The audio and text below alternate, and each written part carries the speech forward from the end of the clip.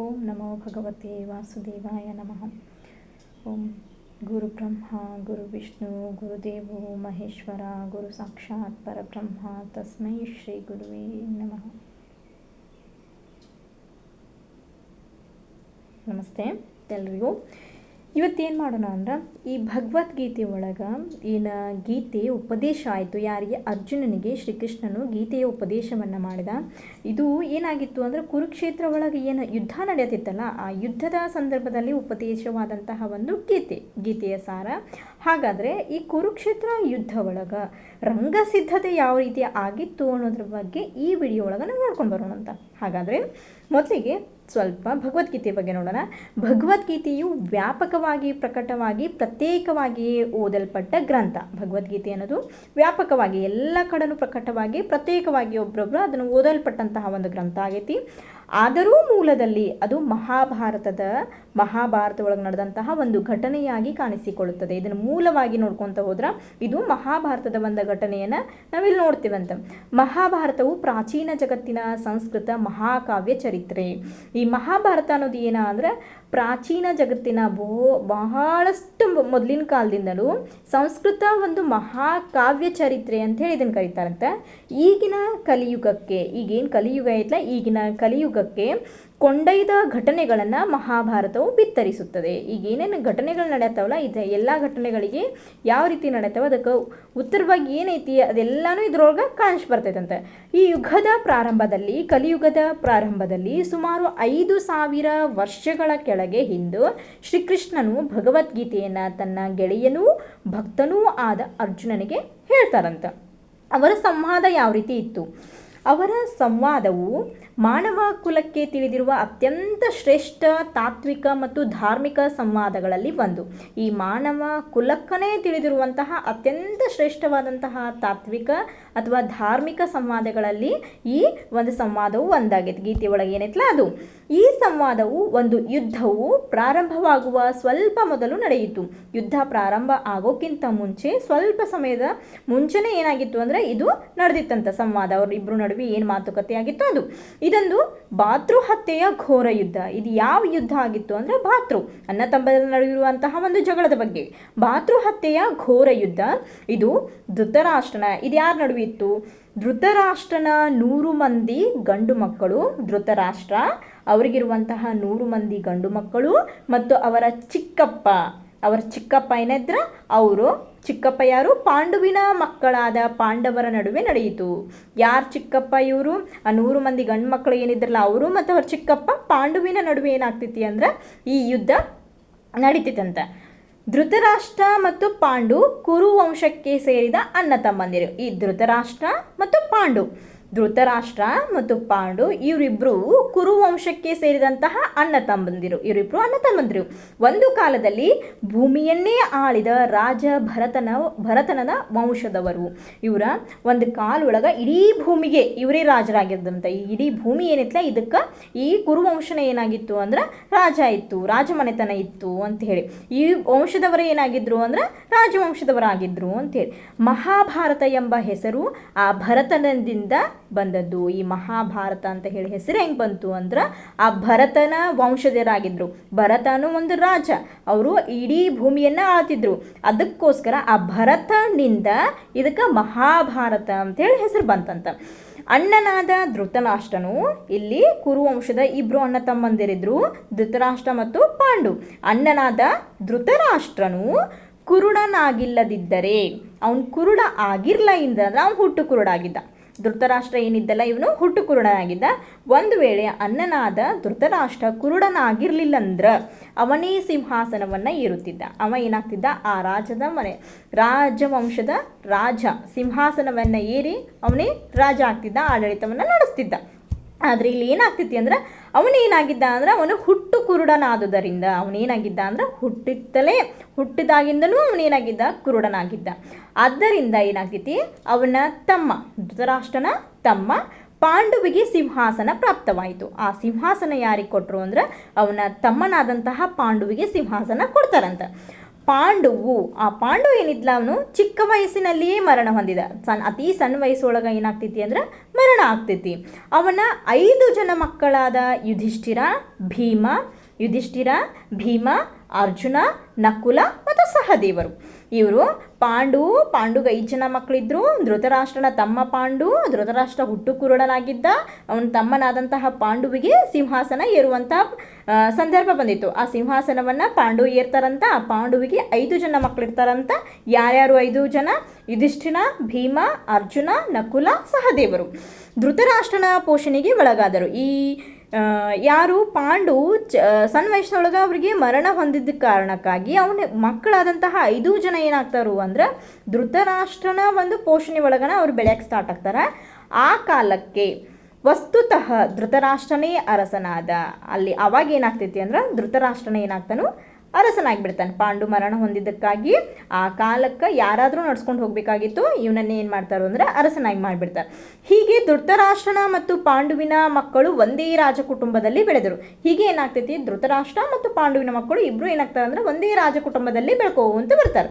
ಶಸ್ತ್ರ ನಿಪುಣರಾದ ದ್ರೋಣಾಚಾರ್ಯರು, ಇಲ್ಲಿ ಶಸ್ತ್ರವನ್ನು ಅರ್ದು ಕೊಡದಂತಹ ಒಬ್ಬರು ಗುರುಗಳು ದ್ರೋಣಾಚಾರ್ಯರು.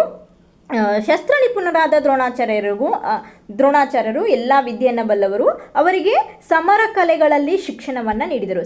ಯುದ್ಧ ಕಲೆಗಳು ಏನೇನಿದ್ವಲ್ಲ ಎಲ್ಲ ಕಲೆಗಳಲ್ಲಿ ಶಿಕ್ಷಣವನ್ನು ನೀಡ್ತಾರಂತ. ಯಾರಿಗೆ?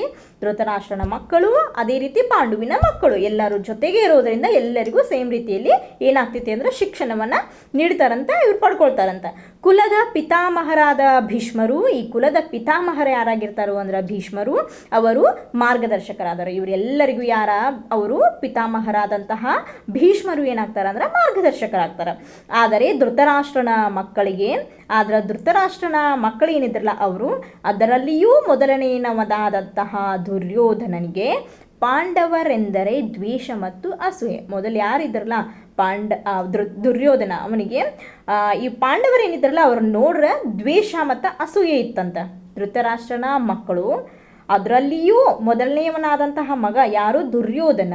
ಈ 5 ಪಾಂಡುವಿನ ಮಕ್ಕಳು 5 ಜನ ಇದ್ರಲ್ಲ ಪಾಂಡವರು, ಇವರನ್ನು ನೋಡಿ ಬಹಳಷ್ಟು ಅಸೂಯೆ ಹಾಗೂ ದ್ವೇಷ ಇತ್ತಂತೆ. ಕುರುಡನೂ ದುರ್ಬಲ ಮನಸ್ಸಿನವನೂ ಆದ ಧೃತರಾಷ್ಟ್ರನಿಗೆ ಹುಟ್ಟುತ್ತಲೇ ಕುರುಡ ಇದ್ದಂತಹ ಅವನು ಮತ್ತು ದುರ್ಬಲ ಮನಸ್ಸನ್ನು ಹೊಂದಿದಂಥವನು ಯಾರ? ಧೃತರಾಷ್ಟ್ರ. ರಾಜ್ಯವು ತನ್ನ ಮಕ್ಕಳಿಗೆ ಹೋಗಬೇಕು, ಪಾಂಡುವಿನ ಮಕ್ಕಳಿಗಿಲ್ಲ ಅನ್ನುವೊಂದು ಅಪೇಕ್ಷೆ ಇತ್ತಂತೆ.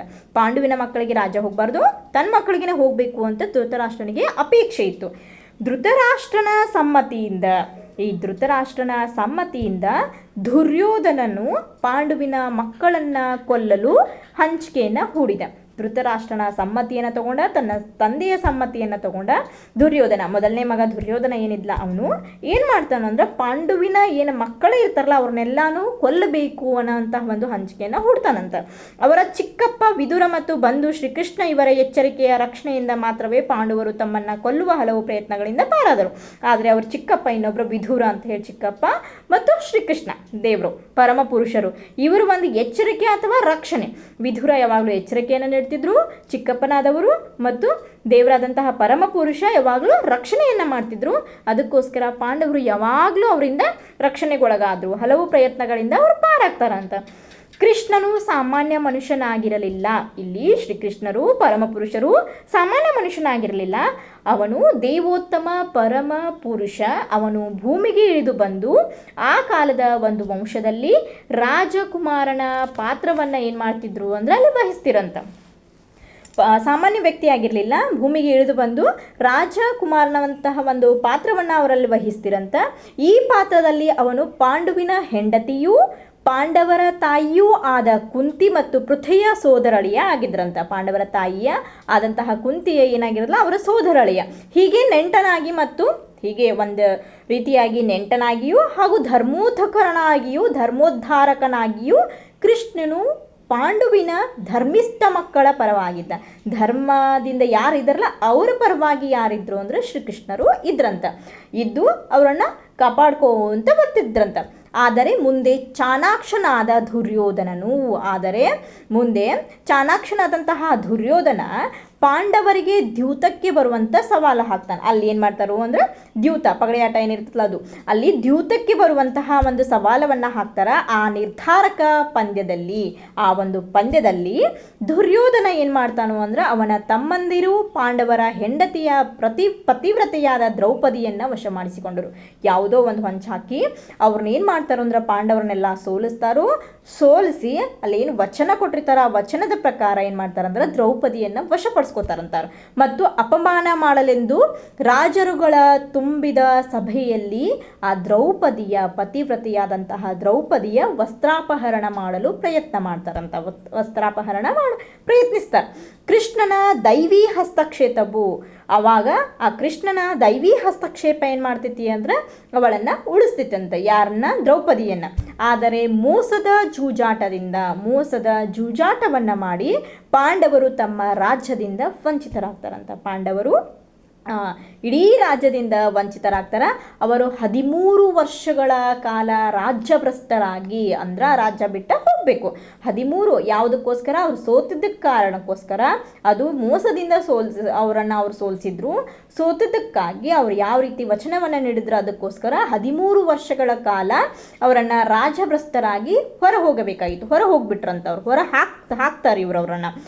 ದೇಶಾಂತರ ಹೋಗಿದ್ದ ಪಾಂಡವರು ಹಿಂದಿರುಗಿದಾಗ, ದೇಶಾಂತರ ರಾಜ್ಯನೇ ಬಿಟ್ಟು ಹೋದಂಥವರು ಭಾಳಷ್ಟು ವರ್ಷಗಳ ಕಾಲ 13 ವರ್ಷಗಳಾದ ನಂತರ ವಾಪಸ್ ಹಿಂದಿರುಗಿದಾಗ ತಮ್ಮ ರಾಜ್ಯ ಏನೈತಲ್ಲ ಅದನ್ನು ಹಿಂದಿರುಗಿಸುವಂತೆ ಏನು ಮಾಡ್ತಾರೋ, ನ್ಯಾಯದಿಂದನೇ ಅದನ್ನು ಹಿಂದಿರುಗಿಸಿ ನಮಗೆ ಕೊಡ್ರಿ ಅಂತ ಹೇಳಿ ಏನು ಮಾಡ್ತಾರೋ ದುರ್ಯೋಧನನನ್ನು ಪ್ರಾರ್ಥನೆ ಮಾಡ್ತಾರಂತೆ. ಅವನು ಏನು ಮಾಡ್ತಾನೋ ಅಂದ್ರೆ ಒರಟಾಗಿ, ನನ್ನ ಕೈಲೇ ಆಗಂಗಿಲ್ಲ ಅಂತ ಹೇಳಿ ಒರಟಾಗಿ ಅವ್ರಿಗೇನು ಮಾಡ್ತಾನೋ ತಿರಸ್ಕಾರವನ್ನು ಮಾಡಿಬಿಡ್ತಾನಂತ.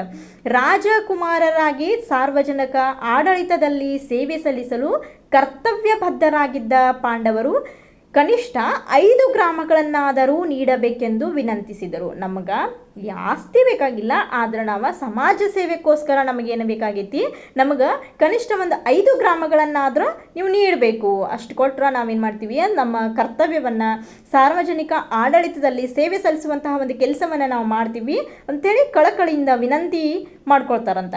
ದುರ್ಯೋಧನನು ದುರಹಂಕಾರದಿಂದ ಏನು ಮಾಡ್ತಾನೋ ಅವರಿಗೆ ಸೂಜಿ ಮೊನೆಯಷ್ಟು ನೆಲವನ್ನು ತಾನು ಕೊಡುವುದಿಲ್ಲ ಅಂಥೇಳಿ ಉತ್ತರಿಸ್ತಾನೆ. ಒಂದು ಸೂಜಿ ಮೊನೆಯಷ್ಟು ನೆಲ ನಿಮಗೆ ಕೊಡಂಗಿಲ್ಲನಾ ಅಂತ ಹೇಳಿ ದುರ್ಯೋಧನ ಹೇಳ್ತಾನಂತ. ಇದೆಲ್ಲ ನಡೆಯುತ್ತಿದ್ದರೂ ಪಾಂಡವರು ವಿಚಲಿತರಾಗದೆ ಸಹನಶೀಲರಾಗಿದ್ದರು. ಇಷ್ಟೆಲ್ಲ ಆದ್ರೂ ಯಾವುದೇ ರೀತಿಯಾದಂತಹ ವಿಚಲತೆಯನ್ನು ಹೊಂದನಿಲ್ಲದ ಸಹನಶೀಲತೆಯಿಂದ ಅವರು ಇದ್ರಂತ. ಆದರೆ ಈಗ ಯುದ್ಧವು ಅನಿವಾರ್ಯ ಎಂದು ತೋರಿತು. ಆದ್ರೆ ಅವ್ರಿಗೆ ಏನೂ ಕೊಡ್ಲಾರ ಕಾರಣಕ್ಕಾಗಿ ಅಲ್ಲಿ ಯುದ್ಧ ಅನಿವಾರ್ಯ ಅಂತ ಹೇಳಿ ಕಾಣಿಸ್ಬರ್ತೈತಂತ. ಹೀಗಿದ್ದರೂ ಜಗತ್ತಿನ ರಾಜ ಮಹಾರಾಜರು ಭಿನ್ನಾಭಿಪ್ರಾಯಗಳನ್ನು ತಳೆದು ಕೆಲವರು ಧೃತರಾಷ್ಟ್ರನ ಪಕ್ಷವನ್ನು, ಇತರರು ಪಾಂಡವರ ಪಕ್ಷವನ್ನು ವಹಿಸುತ್ತಿದ್ದಾಗ, ಎರಡೂ ಅಣ್ಣ ತಮ್ಮಂದರ ನಡುವೆ ಜಗಳ ನಡೆದಾಗ ಇಲ್ಲಿ ಸ್ವಲ್ಪ ಜನ ಧೃತರಾಷ್ಟ್ರನ ಪರ, ಸ್ವಲ್ಪ ಜನ ಪಾಂಡವರ ಪರವಾಗಿ ಅದನ್ನು ಸಾಲ್ವ್ ಔಟ್ ಮಾಡಬೇಕು ಅಂತ ಹೇಳಿ ಪ್ರಯತ್ನ ಪಟ್ಟಿದ್ರೂ ಅಲ್ಲಿ ಏನೂ ಆಗದಿದ್ದಾಗ ಏನು ಮಾಡ್ತಾರ ಅಂದ್ರೆ ಶ್ರೀಕೃಷ್ಣ ಸ್ವತಃ ಏನು ಮಾಡ್ತಾರು ಅಂದ್ರೆ ಸ್ವತಃ ಕೃಷ್ಣನೇ ಪಾಂಡವರ ದೂತನಾಗಿ ಶಾಂತಿಗಾಗಿ ಕಳಕಳಿಯಿಂದ ಪ್ರಾರ್ಥಿಸಲು ಧೃತರಾಷ್ಟ್ರನ ಆಸ್ಥಾನಕ್ಕೆ ಹೋಗ್ತಾರಂತ. ಇಷ್ಟಾದ್ರೂ ಅದ ಬಗೆಹರಿಯಲಿಲ್ಲ ಅಂದ ಕಾರಣಕ್ಕಾಗಿ ಸ್ವತಃ ಶ್ರೀಕೃಷ್ಣನೇ ಏನು ಮಾಡ್ತಾರು ಅಂದ್ರೆ ದೂತನಾಗಿ ಶಾಂತಿಯಾಗಿ ಶಾಂತತೆಯಿಂದ ಅಲ್ಲಿ ಕಳಕಳಿಯಿಂದ ಧೃತರಾಷ್ಟ್ರನ ಬೇಡ್ಕೊಳ್ಳೋಕ್ಕೆ ಹೋಗ್ತಾರಂತ, ಆಸ್ಥಾನಕ್ಕೆ ಹೋಗ್ತಾರಂತ. ಅವನ ಕಳಕಳಿಯ ಮಾತುಗಳು, ಅವರು ಕಳಕಳಿಯಿಂದ ಬೇಡ್ಕೊಂಡ್ರೂ ಆ ಎಲ್ಲ ಮಾತುಗಳಿಗೆ ಅವರು ತಿರಸ್ಕೃತವಾದಾಗ, ಅಲ್ಲಿ ತಿರಸ್ಕೃತವನ್ನು ಮಾಡಿದಾಗ ಯುದ್ಧ ಏನಾಗ್ತೈತಿ ಅಂದ್ರೆ ನಿಶ್ಚಯವಾಗ್ತೈತೆ ಅಂತ. ಇವರಿಬ್ಬರು ನಡುವೆ ಯುದ್ಧ ನಿಶ್ಚಯವಾಗ್ತೈತಿ. ಅತ್ಯುನ್ನತ ನೈತಿಕ ಉದಾತ್ತತೆಯ ಪಾಂಡವರು ಕೃಷ್ಣನು ದೇವೋತ್ತಮ ಪರಮ ಪುರುಷ ಎಂದು ಗುರುತಿಸಿದರು. ಅತ್ಯುನ್ನತ ನೈತಿಕ ಉದಾತ್ತತೆಯ ಪಾಂಡವರು ಏನಿರ್ತಾರಲ್ಲ ಅವ್ರು ಏನು ಮಾಡ್ತಾರೋ ಕೃಷ್ಣನನ್ನು ದೇವೋತ್ತಮ ಪರಮ ಪುರುಷ ಅಂಥೇಳಿ ಕಂಡುಹಿಡಿತಾರಂತ, ಗುರುತಿಸ್ತಾರಂತ. ಆದರೆ ಅಧರ್ಮಿಗಳಾದ, ಯಾವಾಗಲೂ ಅಧರ್ಮವನ್ನೇ ಮಾಡ್ತಕ್ಕಂತಹ ಧೃತರಾಷ್ಟ್ರನ ಮಕ್ಕಳು ಅವರು ಪರಮ ಪುರುಷ ಅನ್ನೋದವ್ರಿಗೆ ಗೊತ್ತೇ ಆಗಲಿಲ್ಲಂತ. ಆದರೂ ಕೃಷ್ಣರು ಏನು ಮಾಡ್ತಾರಂದ್ರೆ ಪ್ರತಿಸ್ಪರ್ಧಿಗಳ ಅಪೇಕ್ಷೆಯಂತೆ, ಪ್ರತಿಸ್ಪರ್ಧಿಗಳಂದರೆ ಇಬ್ಬರು, ಎರಡು ಕಡೆ ಅಪೇಕ್ಷೆಯಂತೆ ಯುದ್ಧವನ್ನು ಪ್ರವೇಶಿಸುವುದಾಗಿ ಹೇಳಿದ. ಯುದ್ಧವನ್ನು ನಾನು ಪ್ರವೇಶ ಮಾಡ್ತೀನಿ ಅಂತ ಹೇಳ್ತಾರಂತೆ. ದೇವರಾಗಿ ಅವನು ಯುದ್ಧ ಮಾಡುವುದಿಲ್ಲವೆಂದ, ನಾನು ದೇವರಾಗಿ ಯುದ್ಧ ಮಾಡಂಗಿಲ್ಲ ಅಂತ ಹೇಳ್ತಾರಂತ. ಅಷ್ಟಲ್ಲ, ಆದರೆ ಬಯಸಿದವರು ಕೃಷ್ಣನ ಸೈನ್ಯವನ್ನು ಬಳಸಿಕೊಳ್ಳಬಹುದು. ಯಾರು ಬಯಸ್ತಿರಲ್ಲ, ಈ ಇಬ್ಬರು ಪ್ರತಿಸ್ಪರ್ಧಿಗಳೇನಿದಾರಲ್ಲ ಇಬ್ಬರು ನಡುವೆ ನಾನು ಪ್ರವೇಶ ಮಾಡಬಹುದು, ಮಾಡ್ತೀನಿ, ಆದರೆ ನಾನು ದೇವರಾಗಿ ಇಲ್ಲಿ ಕೆಲಸ ಮಾಡೋಂಗಿಲ್ಲ, ದೇವರಾಗಿ ಪ್ರವೇಶ ಮಾಡೋಂಗಿಲ್ಲ. ಯಾರಿಗೆ ಬೇಕಲ್ಲ ಅವರು ನನ್ನ ಸೈನ್ಯವನ್ನು ಬಳಸ್ಕೊಳ್ಬಹುದು ಅಂತ ಹೇಳ್ತಾರಂತ. ಅಷ್ಟೇ ಅಲ್ಲ, ಯಾರು ನನ್ನ ಸೈನ್ಯವನ್ನು ಬಳಸ್ಕೊತಾರಲ್ಲ ಅವರ ಪ್ರತಿಪಕ್ಷ ಏನಿರ್ತೈತಿ ಸ್ವತಃ ಕೃಷ್ಣನ್ನೇ ಮಾರ್ಗದರ್ಶಕನನ್ನಾಗಿ ಮತ್ತು ಸಹಾಯಕನನ್ನಾಗಿ ಪಡೆಯಬಹುದು. ಕೃಷ್ಣನ ಸೈನ್ಯವನ್ನು ಒಬ್ಬರು ಬಳಸ್ಕೊಂಡ್ರೆ ಇನ್ನೊಬ್ರು ಏನು ಮಾಡಬಹುದು, ಕೃಷ್ಣನ್ನೇ ಸ್ವತಃ ಮಾರ್ಗದರ್ಶಕನನ್ನಾಗಿ ಬಳಸ್ಕೊಳ್ಬಹುದು ಅಂತ ಹೇಳಿ ಶ್ರೀಕೃಷ್ಣರು ಹೇಳ್ತಾರಂತೆ. ರಾಜಕೀಯ ಮತ್ಸದ್ದಿಯಾದ ದುರ್ಯೋಧನನು ತಕ್ಷಣವೇ ಕೃಷ್ಣನ ಸೈನ್ಯವನ್ನು ಬಾಚಿಕೊಳ್ತಾನಂತ. ಕೃಷ್ಣನ ಸೈನ್ಯ ಏನಿರಲ್ಲ ಭಾಳಷ್ಟು ಇರೋದ್ರಿಂದ ಆ ಎಲ್ಲ ಸೈನ್ಯವನ್ನು ತನ್ನೊಳಗ ದುರ್ಯೋಧನ ಏನು ಮಾಡ್ತಾನೆ, ರಾಜಕೀಯ ಮುತ್ಸದ್ದಿಯಾಗಿರೋದ್ರಿಂದ ಎಲ್ಲ ಸೈನ್ಯವನ್ನು ತನ್ನ ಕಡೆ ಕಬಳಿಸ್ಕೊತಾನಂತ. ಸ್ವತಃ ಕೃಷ್ಣನನ್ನೇ ಪಡೆಯಲು ಪಾಂಡವರು ಅಷ್ಟೇ ಕಾತುರರಾಗಿದ್ದರು. ಯಾಕಂದ್ರೆ ಪಾಂಡವರಿಗೆ ಇವು ಗೊತ್ತಿತ್ತು ಏನಂದರೆ ಇವರು ದೇವೋತ್ತಮ ಪರಮ ಪುರುಷರದರು, ಸಾಧಾರಣ ಮನುಷ್ಯ ಅಲ್ಲ ಅಂಥೇಳಿ ಗುರುತಿಸಿದ್ರು. ಅವರ ಧೃತರಾಷ್ಟ್ರ ಏನೋ ಸೈನ್ಯ ಇತ್ತು, ಅವರು ದುರ್ಯೋಧನನ ಸೈನ್ಯ ಅವ್ರು ಏನು ಮಾಡಿದ್ರು ಅಂದರೆ ಇಡೀ ಸೈನ್ಯ ನಮ್ಮ ಜೊತೆ ಇದ್ರೆ ನಾವು ಗೆಲ್ಲಬಹುದು ಅಂಥೇಳಿ ಕೃಷ್ಣರ ಇಡೀ ಸೈನ್ಯವನ್ನು ತಮ್ಮಗಳಿಗೆ ಏನು ಮಾಡ್ಕೋತಾರೋ ಬಾಚ್ಕೊಳ್ತಾರೋ. ಆದ್ರೆ ಇಲ್ಲಿ ಪಾಂಡವರು ಏನು ಮಾಡ್ತಾರೋ ಅಂದ್ರೆ ಶ್ರೀಕೃಷ್ಣದಾತನನ್ನು ಏನು ಮಾಡ್ತಾರೋ ಅಂದ್ರೆ ತಮ್ಮ ಕಡೆ ತಗೋತಾರಂತ, ಮಾರ್ಗದರ್ಶಕರನ್ನಾಗಿ ಅವ್ರು ಏನು ಮಾಡ್ತಾರೋ ತಮ್ಮ ಕಡೆ ಇಟ್ಕೊಳ್ತಾರೋ, ಮಾರ್ಗದರ್ಶನಕ್ಕೆ ಪಡೆಯಾಕ ಅಷ್ಟೇ ಕಾತುರತೆಯಿಂದ ಇರ್ತಾರೋ. ಹೀಗೆ ಕೃಷ್ಣನು ಅರ್ಜುನನ ಸಾರಥಿಯಾದ ಮಾರ್ಗದರ್ಶಕನಾಗಿ ಕೃಷ್ಣ ಏನಾಗ್ತಾರೋ ಅಂದರೆ ಇಲ್ಲಿ ಅರ್ಜುನನ ಸಾರಥಿ ಆಗ್ತಾರೋ. ಪುರಾಣ ಪ್ರಸಿದ್ಧನಾದ ಆ ಬಿಲ್ಲುಗಾರನ ರಥದ ಸಾರಥ್ಯವನ್ನು ವಹಿಸಿಕೊಂಡ ಪುರಾಣ ಪ್ರಸಿದ್ಧನಾದಂತಹ ಆ ಬಿಲ್ಲುಗಾರನ ರಥದ ಸಾರಥ್ಯವನ್ನು ಶ್ರೀಕೃಷ್ಣ ವಹಿಸ್ಕೋತಾರಂತ. ಭಗವದ್ಗೀತೆಯು ಪ್ರಾರಂಭವಾಗುವುದು ಈ ಘಟ್ಟದಲ್ಲಿ. ಇಲ್ಲಿ ಭಗವದ್ಗೀತೆ ಸ್ಟಾರ್ಟ್ ಆಗ್ತೈತಂತ. ಆ ಎರಡೂ ಸೈನ್ಯಗಳು ಏನಿರ್ತಾವಲ್ಲ ಯುದ್ಧ ಸನ್ನದ್ಧವಾಗಿ ನಿಂತಿರ್ತಾವ, ಯುದ್ಧ ಮಾಡಕ್ಕೆ ನಿಂತಿರ್ತಾವ. ಧೃತರಾಷ್ಟ್ರನು ಯುದ್ಧ ಮಾಡೋ ಸಂದರ್ಭ ಒಳಗೆ ಧೃತರಾಷ್ಟ್ರ ಯಾರು ಕುರು ವಂಶದ ಒಬ್ಬ ಧೃತರಾಷ್ಟ್ರ, ಪಾಂಡು ಇಬ್ಬರು ಅಣ್ಣ ತಮ್ಮದಿರ್ತಾರಲ್ಲ ಅವರು. ಧೃತರಾಷ್ಟ್ರ ಇಲ್ಲಿ ಅವನು ಕುರುಡನಾಗಿರ್ತಾನೆ ಮತ್ತು ಆ ಯುದ್ಧ ನಡೆಯುವಂತಹ ಸಂದರ್ಭ ಒಳಗೆ ಅಲ್ಲಿ ಇರಂಗಿಲ್ಲವ. ಆವಾಗ ತನ್ನ ಸಹಾಯಕ, ಕಣ್ಣನು ಕಾಣ್ತಿರಂಗಿಲ್ಲ, ತನ್ನ ಸಹಾಯಕನಾದಂತಹ ಸಂಜಯ ಏನಿರ್ತಾನಲ್ಲ ಅಲ್ಲಿ ಏನು ನಡೆಯತೈತಿ ಅಂತ ಹೇಳಿ ಆತಂಕದಿಂದ ಕೇಳ್ತಾನಂತ. ಹೀಗೆ ಏನಾಗ್ತೈತಿ ಅಂದ್ರೆ ರಂಗ ಸಜ್ಜಿಕೆ ಆಗ್ತೈತಂತ. ಇದೇ ರೀತಿ ಏನಾಗೈತಿ ಅಂದ್ರೆ ಅಲ್ಲಿ ಯುದ್ಧ ಭೂಮಿ ಒಳಗೆ ರಂಗ ಸಜ್ಜಿಕೆ ಆಗೈತಿ.